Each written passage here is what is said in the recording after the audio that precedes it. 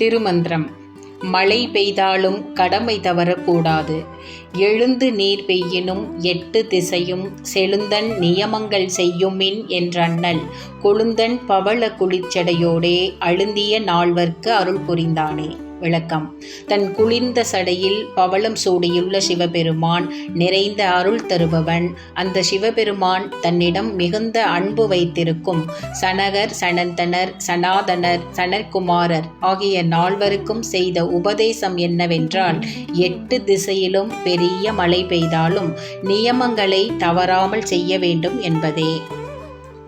சனகாதி முனிவர்களை மனித குலத்தின் முதல் ஆசிரியராக கூறுகிறார்கள். இவர்தான் மனித குலத்திற்கு தேவையான ஆன்மீக தத்துவ விஷயங்களை கற்றுத்தருவதாகவும் கருத்துக்கள் உள்ளது. சிவம் கிரியேஷன் சேனலை லைக் பண்ணுங்கள், ஷேர் பண்ணுங்கள், சப்ஸ்கிரைப் பண்ணுங்கள்.